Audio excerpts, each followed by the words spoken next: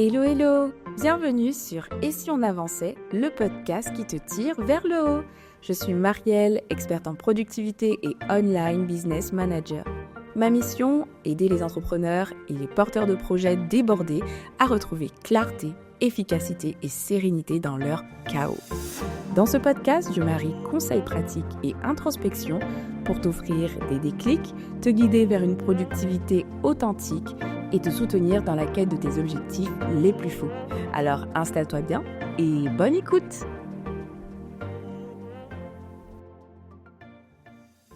Bienvenue dans ce nouvel épisode de podcast dans lequel je suis ravie de vous retrouver après une très longue absence.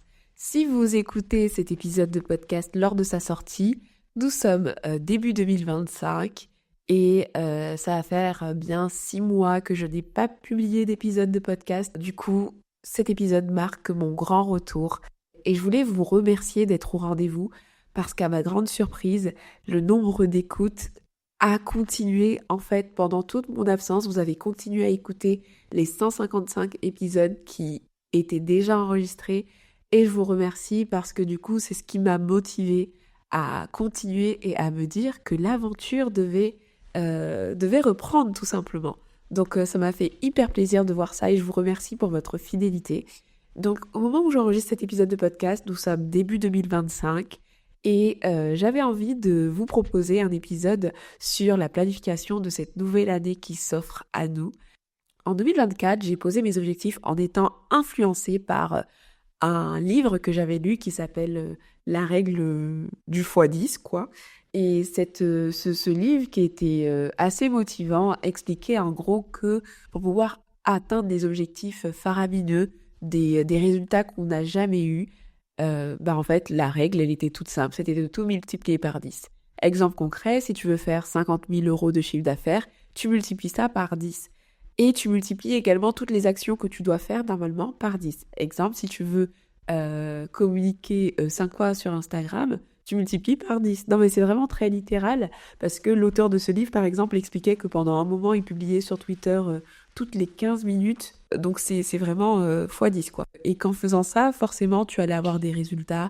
Et même si tu n'atteignais pas finalement tes objectifs, les objectifs que tu t'étais fixé initialement, au moins tu atteindrais un objectif très ambitieux que, bien sûr, avec ma philosophie, productivité saine, etc., je voyais bien que c'était pas une proposition qui était très équilibrée, mais c'est une démarche qui m'a quand même parlé dans le sens où, pour l'aspect, en fait, faire des plans d'action qui sont à la hauteur de nos ambitions.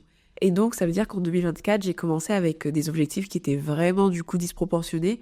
Ce qui fait que, honnêtement, en termes de planification, en termes d'objectifs, en 2024, c'était pas trop ça. J'ai un peu fait au fil de l'eau, parce que comme mes objectifs de début d'année ne me correspondaient plus, j'ai pas forcément pris le temps de tout le temps m'en refixer. Je me suis dit, je vais faire au mieux, et c'est ce que j'ai fait. Et au final, je pense que je suis passée à côté de pas mal d'efficacité, me connaissant, et sachant aussi que quand on met en place des systèmes qui sont vraiment efficaces, on peut avancer plus efficacement. Donc du coup, je le savais. Et pour cette année, je ne veux pas refaire la même erreur. Et donc, c'est pour ça que je te propose un épisode de podcast où je te partage comment je vais organiser cette nouvelle année grâce à 4 étapes toutes simples. J'ai pour cette année l'ambition de continuer à avancer, d'aller plus loin dans ce qui est important pour moi, dans ce que j'ai à cœur de faire. Mais comme je te l'ai dit, je veux faire les choses simplement. Et pour ça, j'ai planifié cette nouvelle année en me basant sur 4 piliers.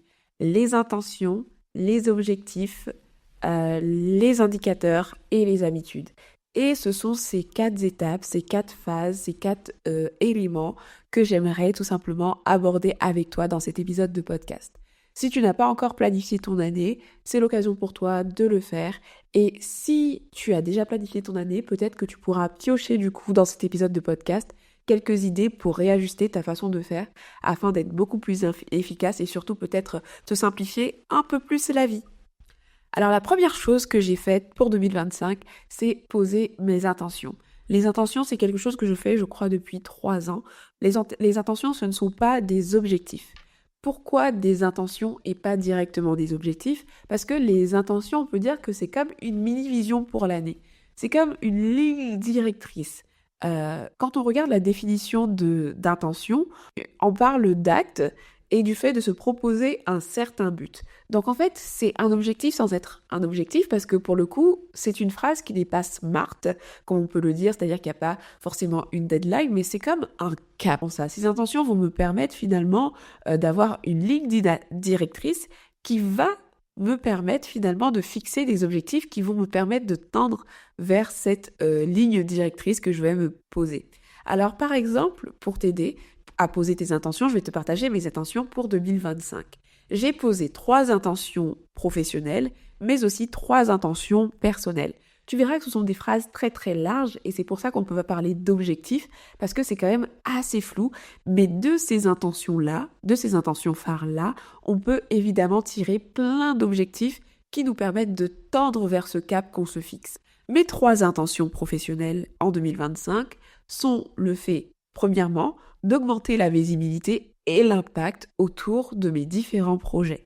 C'est quelque chose qui me tient à cœur. C'est un objectif que j'avais déjà l'année dernière, une intention que j'avais déjà l'année dernière, mais que je n'ai pas réussi. Et cette année, j'aimerais vraiment être plus intentionnelle là-dessus. Justement, intention, intentionnelle, ça veut dire que je vais faire les choses exprès. Deuxième intention pro, augmenter mon chiffre d'affaires et ma rémunération avec un business model aligné à ma vision.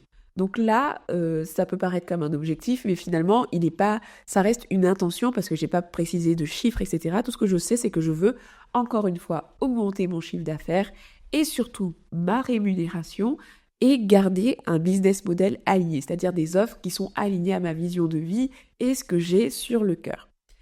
Troisième intention professionnelle, ça va être d'exceller dans mes compétences et de progresser continuellement.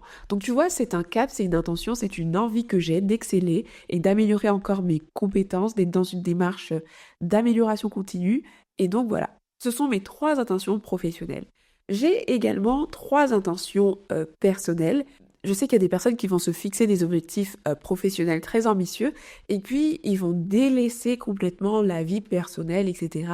Mais pour moi, en fait, nous ne sommes pas que notre travail. Et donc, si tu n'avais pas pensé à te fixer des objectifs personnels, je t'encourage vivement à le faire. Donc, je me suis proposé 3 intentions personnelles qui sont, première intention personnelle, vivre pleinement. Bien sûr, c'est très large, mais qu'est-ce que ça signifie pour moi, vivre pleinement? C'est prendre soin de moi, explorer, casser la routine et aimer intentionnellement mon entourage. Donc tu vois, ça englobe plein de choses, mais ça veut dire que j'espère que cette année, je puisse dans mon quotidien, dans mon agenda, refléter cette intention de vivre pleinement, de prendre soin de moi, d'explorer, de casser la routine et d'aimer mon entourage proche assez intentionnellement. Deuxième intention personnelle, approfondir ma foi et grandir spirituellement. C'est une intention de toute façon que j'ai chaque année et du coup, je veux à chaque fois m'assurer que ce point soit pris en compte dans mes objectifs, dans mes priorités, dans mes actions et dans mon agenda. Ensuite, troisième intention personnelle, ça va être d'adopter un mode de vie plus simple et responsable. Ce qui signifie pour moi consommer mieux, économiser, recycler et fabriquer. Donc voici 3 intentions personnelles que j'ai posées. Et du coup, en fait, avec ces 6 intentions de l'année, c'est en les lisant que je vais finalement pouvoir définir des objectifs qui vont être alignés à ma vision pour cette année. C'est en les lisant que je vais pouvoir justement mesurer ce fameux alignement dont on parle en fait. Est-ce que ce que je fais tout au long de l'année, ça va vraiment refléter ce qui me tenait à cœur? C'est en partant de ces intentions en fait que j'ai à cœur pour cette année que je vais pouvoir en fait jauger ce point-là. Et pour le coup, c'est bien une étape où tu n'as pas besoin d'être hyper spécifique parce que justement, c'est une étape qui te permet d'être flou. C'est juste une intention, une envie, un besoin, tu le poses. Je te conseille de ne pas en avoir trop. Moi, j'ai bien aimé cette année le fait d'en avoir 3 pour chaque, c'est très clair et ça me permet de ne pas les oublier et voilà. Les intentions aussi, on peut dire que c'est ce que tu peux poser aussi finalement visuellement dans un vision board. Parce que tu vois, ça reste flou, mais ce sont des choses qui vont pouvoir te permettre de te fixer des objectifs qui vont contribuer finalement à ces intentions-là. Donc voilà pour la première étape, fixer des intentions. Ensuite, deuxième étape, tu vas pouvoir te fixer des objectifs, mais attention, à la différence des autres années, et c'est là aussi où je me simplifie la vie, j'ai toujours cru aux objectifs trimestriels, mais dans la pratique, j'ai quand même à chaque fois posé des objectifs qui étaient plutôt annuels. Et cette année, j'ai décidé de vraiment faire les choses différemment. C'est-à-dire que je n'ai aucun objectif annuel. Je n'ai que, à l'heure actuelle, en tout cas au moment où j'enregistre cet épisode de podcast, des objectifs trimestriels, donc pour le premier trimestre de l'année, donc sur janvier, février et mars. Et ça me va complètement. J'ai regardé beaucoup d'épisodes bilan, oui, à chacun sa passion. J'aime beaucoup regarder des vidéos bilan, écouter les épisodes bilan d'entrepreneurs que je suis, etc. Et il y a un truc qui revenait tout le temps, c'était que c'est arrivé plusieurs fois que certaines personnes disent bon, allez, je vais reprendre ma page d'objectifs et il faut savoir que ça doit faire des mois et des mois que je ne suis pas revenue là-dessus et voyons voir si les choses se sont réalisées. Et ça, c'est quelque chose qui m'a interpellée parce que c'est peut-être une erreur que tu fais. En début d'année, te fixer des objectifs et puis après les mettre dans un coin. Et c'est là où en fait l'enjeu des objectifs trimestriels est intéressant. Parce qu'en fait, te positionner sur des objectifs trimestriels, ça te permet de te poser des objectifs qui sont dans un délai assez court finalement, parce que dans 3 mois, ça va arriver très vite. Là où quand tu te fixes un objectif qui a pour deadline le mois de décembre, ça te semble tellement lointain que tu as du mal parfois à te fixer des actions et à te concentrer là-dessus. C'est quelque chose que tu vas finir par oublier parce que voilà, le quotidien va changer, c'est peut-être des objectifs qui vont évoluer, etc. Et donc le fait d'avoir des objectifs qui ont une deadline dans 3 mois, ça te permet d'être beaucoup plus intentionnel là-dessus et de ne pas faire cette erreur qu'ont fait certains de ces créateurs de contenu que je peux suivre qui finalement se sont fixés des objectifs et se sont dit allez, l'année commence, c'est écrit et puis à la fin on verra. Là, en te fixant des objectifs trimestriels, tu vas pouvoir être beaucoup plus intentionnel. Ça va te donner une deadline qui est beaucoup plus réaliste dans le sens où ça va pouvoir te motiver parce que tu vas savoir que tu dois le faire dans 3 mois, donc c'est plus facile de se projeter dans 3 mois. Il y a moins de changements en 3 mois qu'en une année. Peut-être que dans 3 mois, tu vois, il y a des trucs que tu auras testés au premier trimestre et tu t'en rendras compte que c'est pas du tout ce que tu veux et ça te permettra de rebondir de trimestre en trimestre. Et donc voilà, en fait, à tout ça, en 90 jours, donc 3 mois, tu as plus de visibilité, un délai plus court. Et c'est une approche aussi qui est très souvent utilisée dans les entreprises, notamment avec l'approche des OKR, démocratisée par Google, qui montre vraiment que finalement fonctionner par trimestre, c'est quelque chose d'assez efficace. Moi, c'est quelque chose que j'ai toujours su, mais c'est quelque chose que je n'ai jamais vraiment pratiqué, c'est-à-dire fait un bilan trimestriel, poser vraiment, rythmer mon année en trimestre. J'ai toujours voulu avoir des objectifs sur l'année et je pense que cette année, j'ai envie de tester concrètement le fait d'avoir vraiment des objectifs juste trimestriels et d'avancer 3 mois sur 3 mois. Donc ça, c'est l'un des changements que j'ai fait et j'ai vraiment hâte de voir ce que ça donne. Alors du coup, pour cette étape-là, on va avoir des objectifs qui vont être beaucoup plus spécifiques que les intentions. Mais tu vas voir que du coup, ces objectifs forcément vont être rattachés d'une façon ou d'une autre aux intentions que j'ai posées pour l'année. Je vais te montrer quelques exemples du coup. Je suis restée sur la règle de 3, je me suis fixé 3 objectifs professionnels et 3 objectifs personnels pour ce premier trimestre 2025. Mes objectifs professionnels, premièrement, c'est de respecter la fréquence de publication de podcasts, newsletters et Instagram pour les 2 projets que je mène, donc projet OBM et si on avançait. Le deuxième objectif professionnel, ça va être de sortir une nouvelle offre pour et si on avançait. Si tu ne le sais pas, j'ai retiré en cours d'année la plupart de mes offres sur le marché parce que j'avais envie de réfléchir à ce que je voulais vraiment vous proposer en termes d'offres. Et mon objectif cette année, c'est d'avoir une offre pour projet OBM et une offre pour et si on avançait. Et essayer de me concentrer sur la promotion de juste ces offres-là pour les 2 canaux. Donc il faut que je crée celle pour et si on avançait en ce premier trimestre. Et troisième objectif, ça va être de me former à la gestion de mon organisme de formation qui est projet OBM. Et voilà. Et donc là, tu vois, quand je te lis ces objectifs, on peut ne pas voir le lien directement avec les intentions, mais en tout cas, c'est par rapport à mes intentions de l'année que j'ai fixé ces objectifs-là. Parce que quand je parle de respecter la fréquence de publication, ça veut dire que c'est connecté à mon intention de rendre ces projets plus visibles, tu vois, d'augmenter la visibilité des projets. Quand je parle de sortir une nouvelle offre, ça matche bien avec l'aspect d'impact que j'aimerais et aussi l'intention d'augmenter mon chiffre d'affaires. Quand je mentionne l'objectif de me former à la gestion de mon organisme de formation, ça connecte bien avec l'intention sur l'excellence et l'amélioration continue que j'ai posée. Donc tu vois, c'est comme ça que j'arrive à connecter finalement la première étape des intentions avec des objectifs qui sont très concrets. Avant, je me fixais beaucoup d'objectifs chiffrés aussi, parce que je trouve que les chiffres, ça peut aider. Mais il y a un truc que j'ai toujours dit à mes élèves, et c'est un truc que j'ai toujours fait aussi, mais j'ai toujours gardé quand même des chiffres, mais c'est de me concentrer d'abord sur l'action. Et faire en sorte que les plans d'action que je vais générer pour atteindre ces objectifs puissent me permettre d'atteindre finalement un objectif chiffré important sans me mettre la pression sur le chiffre en lui-même. Même si les chiffres seront bien là dans la planification, tu verras, on va en parler dans le point sur les indicateurs. Mais donc voici mes 3 objectifs pro du trimestre. Ensuite, au niveau perso, c'est pareil, je me suis fixé 3 objectifs. Le premier, c'est d'avoir suivi le quart du plan de lecture de la Bible en 1 an, parce que je me suis lancé un challenge finalement sur l'année à lire la Bible complètement. L'objectif numéro 2 que je me suis mis en perso, ça va être de démarrer l'apprentissage de la guitare avec régularité. Donc là, je me suis mis une fréquence de 2 entraînements par semaine minimum.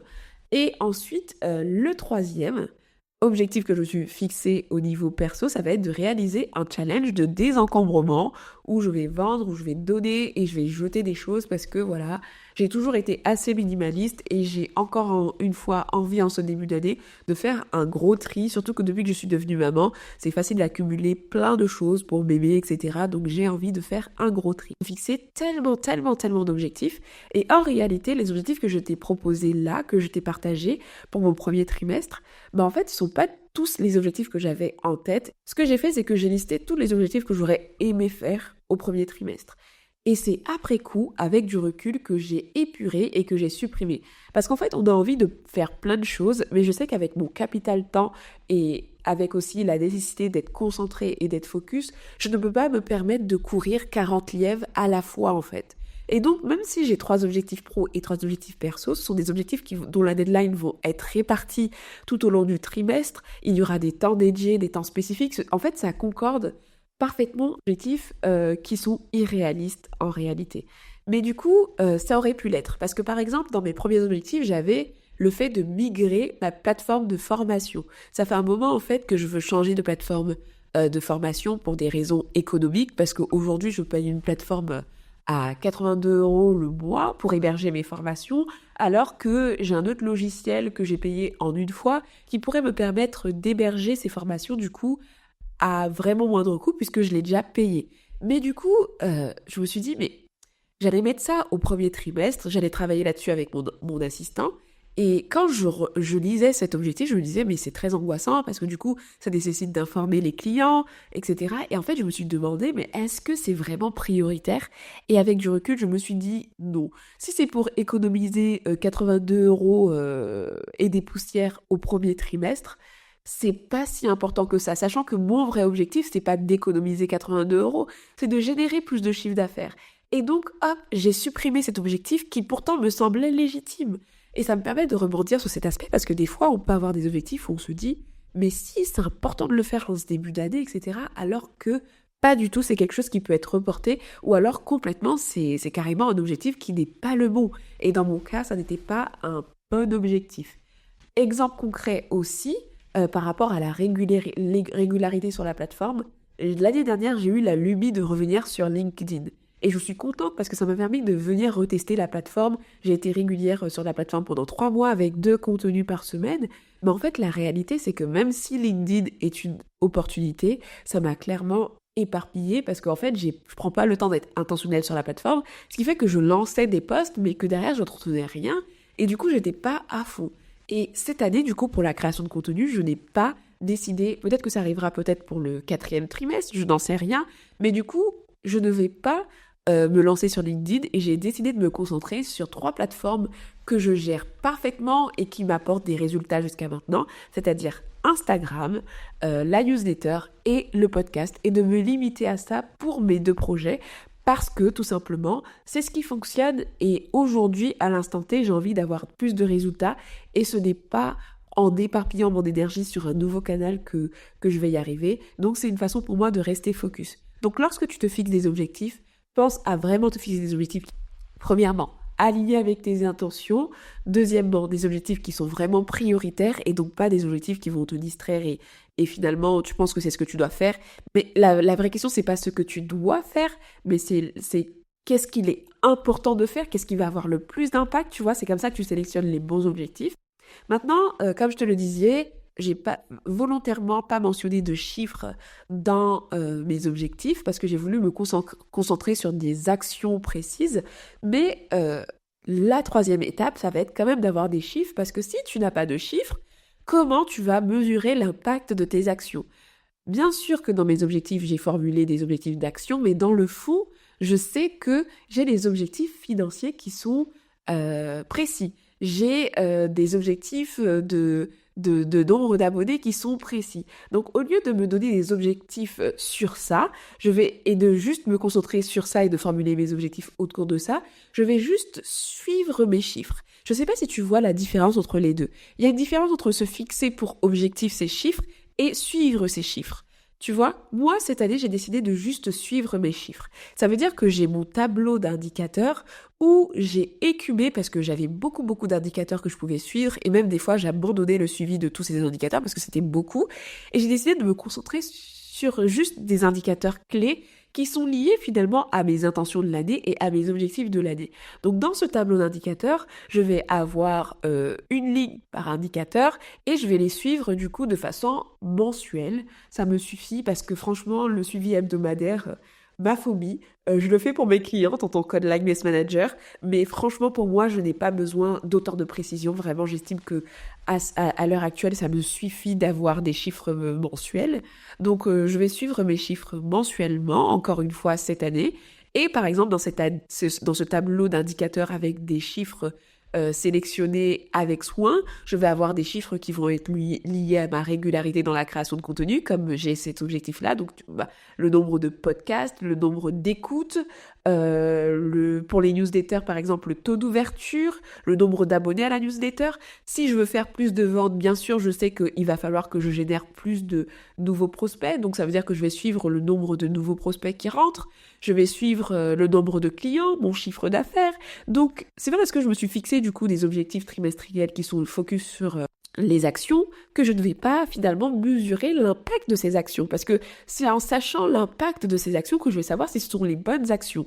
Donc du coup, je vais suivre assidûment, du coup, sur les 3 mois qui vont suivre, du coup, vu qu'on parle en trimestre, ces différents indicateurs qui vont me permettre du coup de me réajuster pour le trimestre d'après. Et c'est ce que je trouve bien et sain dans le fonctionnement par trimestre. Ça veut dire que tout ne va pas se jouer sur l'année entière, mais qu'on va avoir un trimestre test et qu'on va pouvoir se réajuster pour l'autre trimestre et se réajuster pour l'autre trimestre. Et donc ça veut dire qu'à chaque fois, on va avoir finalement, on va vivre 4 années en une parce qu'on va faire une préparation, un bilan, une préparation, un bilan, une préparation, un bilan, plusieurs fois dans l'année. Et ça, je trouve super chouette. Donc voilà, troisième étape, tu vas pouvoir définir les chiffres que tu vas suivre. Il faut que ces chiffres, ce ne soient pas juste des chiffres que tu vas suivre à la légère. Il faut que ce soit des chiffres qui peuvent te permettre de mesurer l'impact de tes actions. Si je veux être régulière dans ma création de contenu, c'est pas juste être régulière, c'est que je veux avoir de l'impact, c'est que je veux générer plus d'abonnés, c'est que je veux avoir plus d'interactions, donc je vais suivre des indicateurs qui vont être liés à ça. Si je veux me remettre au sport, je vais suivre la fréquence, je vais suivre peut-être mon poids, etc. Tu vois ce que je veux dire? Donc en fait, tu vas déterminer des chiffres clés que tu vas suivre qui vont être attachés à tes objectifs pour les suivre au quotidien. Et même si ça peut ne pas être implicite ou explicite, parce que par exemple pour mon chiffre d'affaires, cette année je me suis pas mis un chiffre d'affaires vraiment en tête, même si en vrai, même si j'essaye de ne pas m'en mettre, j'en ai un en tête, donc on va pas se mentir, mais ça te permet déjà de suivre une tendance. Tu vois. Donc tu peux te fixer soit une tendance ou alors des chiffres très fixes. Par exemple, j'ai un objectif de nombre d'abonnés qui est très fixe, etc. Mais ce que je veux dire, c'est que là où je vais me concentrer moi, ça va être surtout sur les actions et pas le résultat parce que les actions je maîtrise, mais le résultat je ne le maîtrise pas. Ok? Donc on va suivre les chiffres, mais on va se concentrer sur 2 actions et en suivant les chiffres, on va savoir si nos actions sont les bonnes. Si les chiffres ne sont pas bons, on va réajuster les actions, mais le focus reste sur les actions. J'espère que je ne t'ai pas perdu à cette étape et que ça te parle. Et la 4e phase de la planification de cette année, pour ton année, qui est aussi essentielle, ça va être donc les habitudes. Parce qu'on a fait les intentions, on a fait les objectifs, on a fait les indicateurs, mais les habitudes, c'est ce qui façonne notre quotidien. Les habitudes, c'est tout ce que tu fais finalement machinalement, et finalement, on est la somme de toutes les habitudes qu'on peut avoir. On peut faire des plans d'action avec des actions précises, mais il y a beaucoup de choses en fait qui vont être des habitudes qu'on va devoir intégrer à notre quotidien. Et ces habitudes-là, en fait, ça va être important de les suivre et ça va être aussi important d'y accorder une certaine attention. Je me simplifie encore une fois la vie cette année en faisant quoi? C'est-à-dire que je vais encore une fois fonctionner trimestre par trimestre et je vais arrêter aussi de vouloir traquer les habitudes que j'ai déjà. Exemple typique, méditer et prier chaque jour, c'est bon, je le fais, c'est de l'acquis, c'est pas un truc que je vais chercher à traquer. Donc mon but cette année, c'est de fonctionner en intégrant des habitudes trimestre par trimestre et vraiment construire finalement un vrai style de vie. C'est-à-dire que si, par exemple, pour le premier trimestre, je me concentre sur 2 habitudes clés, ça va être ces 2 habitudes clés qui vont être ma priorité, en sachant que les autres habitudes tournent déjà en routine et que je n'ai pas envie forcément de me prendre la tête à les traquer, à les suivre, etc. Même si je vois qu'il y en a une qui est en défaillance, peut-être que je vais la remettre à l'ordre du jour sur le prochain trimestre. Mais voilà, le but c'est de se concentrer sur l'acquisition de peu d'habitudes et toujours sur une période de 90 jours. Exemple concret, par exemple, sur ce trimestre, j'ai choisi 3 sur lesquels j'aimerais travailler.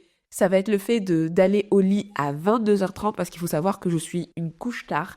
C'est mon chronotype, en fait, c'est mon profil qui est comme ça. J'arrive à dormir très très tard, vraiment, sans aucun problème. Sauf que maintenant que je suis maman, en fait, je pense que c'est important que même si j'arrive à dormir tard et me réveiller tôt, pour avoir une hygiène de vie saine, pour être en pleine forme, même si j'assume toujours mes journées, etc., je pense que c'est important que je puisse dormir le plus tôt. C'est pas grave si je me réveille du coup plus tôt que d'habitude parce que j'ai pas besoin de beaucoup d'heures de sommeil, mais j'aimerais vraiment pouvoir dormir à 22h30 ou 23h grand maximum. Donc c'est un truc sur lequel j'aimerais travailler pour ce trimestre. Ensuite, deuxième habitude que j'aimerais développer, c'est les 3 séances de sport par semaine, parce que c'est une habitude que j'avais déjà réussi à prendre, mais il s'est passé un événement dans ma vie dans la fin de l'année dernière qui m'a un peu perturbée, ce qui fait que j'ai carrément perdu cette habitude. Je fais du sport encore, hein, quand je vais y penser, je vais peut-être faire 2 séances la semaine, une séance par-ci, une séance par-là, mais j'aimerais vraiment réinstaurer ça comme une habitude le lundi, le mercredi et le vendredi comme je le faisais auparavant. Et donc j'ai décidé de traquer ça. Et puis la troisième habitude, ça va être de m'apprêter au moins 4 jours par semaine. Et ça peut paraître futile, mais je t'assure que ça ne l'est pas en fait. Cette année encore, je l'ai expérimenté. Quand je me réveille, quand je m'habille, quand je suis coiffée, quand je suis dans un vêtement dans lequel je me sens bien, en fait, mon état d'esprit est différent. Ce que je fais dans la journée est différent. Mon ambition est différente, mes intentions sont différentes et j'ai envie de capitaliser là-dessus, surtout que l'année dernière, l'une de mes intentions, c'était de pouvoir incarner une image qui me ressemble plus et que sur la fin de l'année, c'est un truc que j'ai vraiment fait, je trouve, j'ai acheté des vêtements qui me correspondaient plus, qui correspondaient plus à l'ère de Marielle que je vis maintenant, celle qui est devenue maman, celle qui a envie d'être minimaliste, celle qui consomme mieux, comme j'en parlais dans mes intentions. Et du coup, j'ai envie d'incarner ça tous les jours. Et je trouve que quand on travaille de la maison, comme moi, ce n'est pas simple en fait de s'apprêter parce qu'on se dit mais à quoi bon, je vois personne, etc. Et en fait, j'ai envie d'arrêter de garder mes jolies tenues en fait pour le jour où je ferai quelque chose, mais tout simplement faire de chaque jour en fait une journée où je m'apprête, même un minimum. Je dis pas que je vais être sur mon 31 tous les jours, pas du tout. Mais voilà, avoir un minimum, ne pas rester en pyjama ou en tenue de maison et me sentir bien tout simplement. Donc voilà sur les 3 habitudes sur lesquelles j'aimerais me concentrer pour ce premier trimestre. Donc voilà, c'est ma façon à moi de planifier à partir de maintenant. Je vais tester parce que comme je te le disais, je faisais pas exactement comme ça les autres années. Ça ne m'a pas empêché d'avancer, mais comme je t'ai dit, là mon mot d'ordre, c'est de simplifier, de prioriser énormément, donc de ne pas m'éparpiller, d'être constante, etc. Et d'évoluer continuellement, donc d'être dans une démarche d'amélioration continue. Et pour ça, je trouve que le fait de séquencer l'année en trimestre, ça permet vraiment d'être dans une amélioration continue. Je continue les bilans mensuels parce que ça, je trouve ça important d'avancer mois par mois et de documenter en fait ces mois. Mais donc voilà un peu ce que je me propose et ce que je te propose aussi si tu as envie d'avancer sur ton année. J'espère que cet épisode t'a plu. S'il t'a plu, n'hésite pas à me le faire savoir. C'est un épisode retour. Alors, si tu écoutes cet épisode jusqu'ici, pour information, le nouveau jour de publication, ce sera le lundi. Et ce que j'ai décidé, c'est du coup de pouvoir être présente à la fois sur mon nouveau podcast, le podcast des OBM que j'ai créé pour mon autre projet, et ce podcast Et si on avançait, en fait, sur une fréquence de une semaine sur 2. Je pense que c'est une fréquence que j'arriverai à tenir et c'est aussi une fréquence qui me permettra d'être présente sur les 2 projets sans être absente trop longuement et c'est le challenge que je me donne pour cette année. On va voir parce que ce n'est vraiment pas simple de réussir à développer intentionnellement 2 projets simultanément, mais j'espère en tout cas que ça te plaira parce que ça m'a vraiment fait mal au cœur finalement d'abandonner un projet parce que l'année dernière j'ai été peu présente pour Et si on avançait, je trouve. J'ai essayé d'être présente sur Instagram, mais pour moi ça n'était pas suffisant, les quelques newsletters aussi à envoyer, et je sais qu'il y a de la demande, je sais qu'il y a des besoins, je sais que vous aimez mon merci à celles et ceux qui m'écrivent constamment, qui sont présents sur mes posts Instagram, qui répondent à mes newsletters. Franchement tout ça est hyper précieux et je veux continuer cette mission, je veux continuer cette vision. Et mon désir, c'est vraiment de réussir à trouver mon équilibre cette année entre ces 2 projets. Donc, merci d'avoir écouté cet épisode jusqu'ici. Prends bien soin de toi et rendez-vous dans un prochain épisode. Ciao, ciao!